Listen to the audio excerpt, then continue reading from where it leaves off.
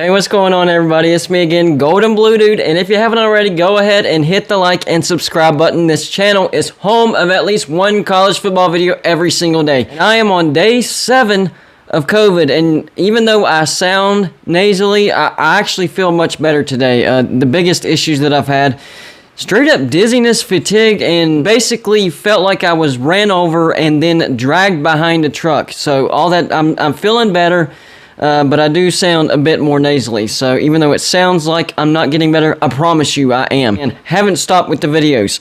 Today, I wanted to do kind of like a combination video. Rumors and then comparing the Alabama and Georgia matchup for the SEC Championship. First up, we already know Lincoln Riley, he's headed to USC. That was a big bombshell for Oklahoma. A lot of people don't realize this, but Lincoln Riley actually signed an extension right before the 2021 college football season to remain at Oklahoma. I believe it was through 2026. Now, the actual details of his contract that haven't been released yet, but from what I'm hearing is the contract could be worth up to $110 million.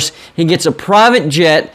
They bought and paid for a $6 million home, and they paid Lincoln Riley $1 million over the asking price of his home in Oklahoma. So that's a pretty big incentive for Lincoln Riley to go to USC. So he was telling the truth about LSU. He's not going to LSU, he's going to USC. We also know that Spencer Rattler has entered into the transfer portal, and a lot of speculation is that Spencer Rattler might be going to USC to join Lincoln Riley. Rumors are that Lincoln Riley really never bought into Caleb Williams, and it crushed Lincoln Riley that Spencer Rattler was struggling and that Lincoln Riley had to bench him. They're saying that it crushed him. He didn't want to do that, so he started Caleb Williams reluctantly. So Lincoln Riley bolts for USC. Spencer Rattler enters the transfer portal. Lincoln Riley really liked Spencer Rattler as a quarterback. Hated to see him struggle. Reluctantly benched him for Caleb Williams. Maybe a family reunion will happen in USC. That's what a lot of people are thinking. Some more bad news for Oklahoma. A lot of decommitments are happening right now. So it really does look like Oklahoma is going through a tough transition period right now. Lincoln Riley has left them high and dry.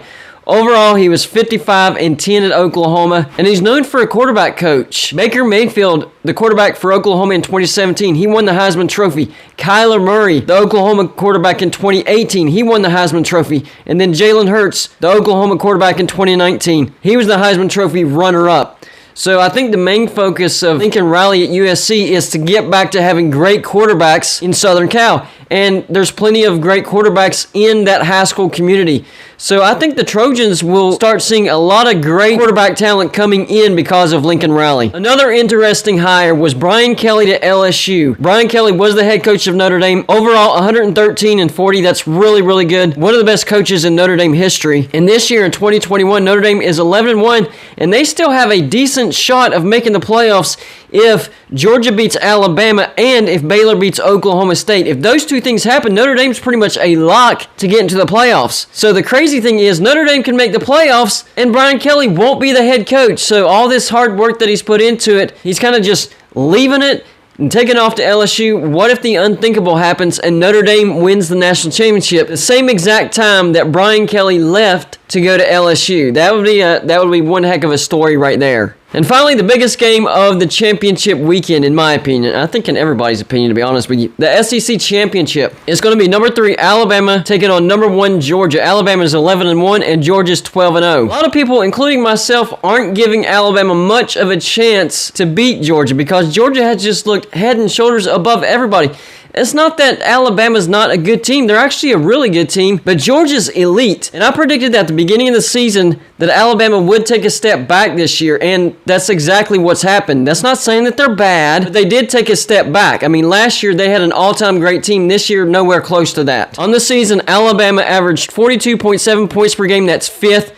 Georgia averaged 40.7 points per game. That's 6th. So Alabama actually averaged more points per game than Georgia. Alabama allowed 19.9 points per game. That's 20th. Georgia allowed 6.9 points per game. That's 1st. That's the biggest gap we're going to see here. Defense. Georgia has an elite defense. Georgia has a really good offense, but so does Alabama. The difference will be the defense. Alabama averaged 341 passing yards a game and averaged 149 rushing yards a game.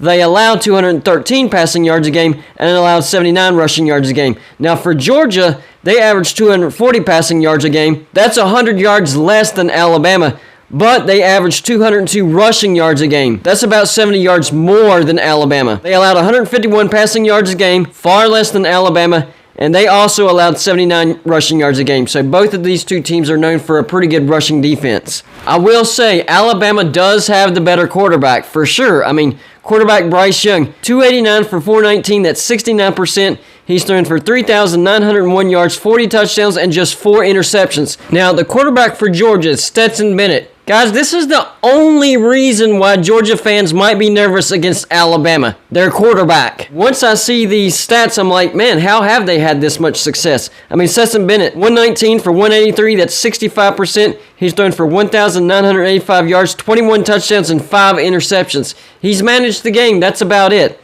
The running game, this is where there's a big gap. Leading rusher for Alabama is Brian Robinson Jr., 206 carries for 1,009 yards. That's 4.9 yards a carry and 14 touchdowns. Now, for Georgia, you don't really look at the leading rusher. You look at a combined effort. Running back Zamir White, he averages 5.4 yards a carry. Running back James Cook, 6.5 yards a carry. Running back Kenny McIntosh, 5.7 yards a carry. Running back Kendall Milton, 5 yards a carry.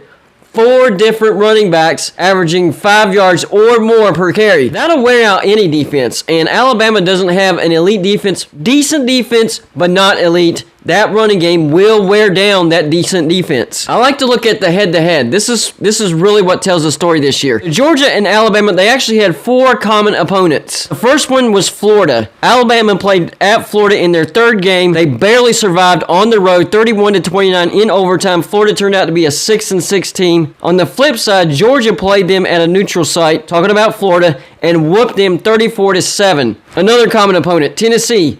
Alabama got Tennessee at home, and they did beat them 52-24, and Tennessee turned out to be 7-5. But until the 4th quarter, that was a really close game. Alabama kind of blew it open in the 4th quarter. Now, for Georgia, they went on the road to Tennessee, and it was never really a game. 41-17 the final score. Hostile road environment. Not a big deal for Georgia. They took care of business. The 3rd common opponent is Arkansas. Alabama got them at home, second to the last game of the season. Barely survived, and Arkansas was number 21 at the time.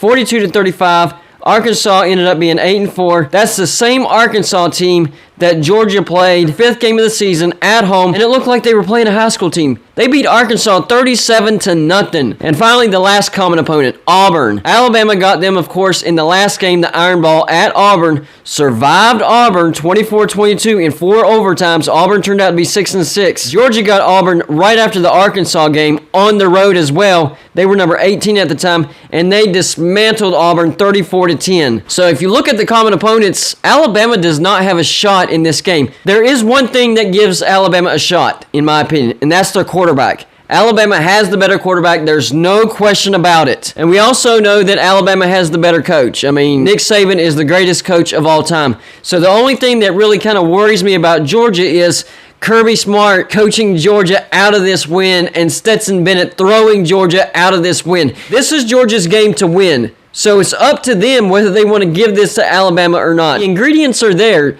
Kirby Smart could give this to Alabama. Stetson Bennett could give this to Alabama. But in my opinion, this game is Georgia's to lose. And if they do everything that they're supposed to do, not only will they beat Alabama, but they will blow out Alabama. So I guess the biggest question in my mind is, will the pressure get to Kirby Smart? Will the pressure get to Stetson Bennett? Because Georgia has the better athletes. Georgia has the better team, but Alabama does have the history. As long as Georgia can kind of block out the history, block out who they're playing, and just play their game, they should win this game comfortably. And I'm actually going to give a final score prediction. I'm going to predict Georgia wins this game 35-24. I think Alabama will be able to score some points more than anybody has the entire season, but it's just going to be too much Georgia. And that rushing attack by Georgia is going to wear down that Alabama defense. And for the first time, maybe ever in the history of Nick Saban's coaching career, he might get out-depthed in the SEC championship game. Y'all let me know what you think in the comments section. That's all I got for you for this show. Like and subscribe if you haven't already. And I'll see you on my next show.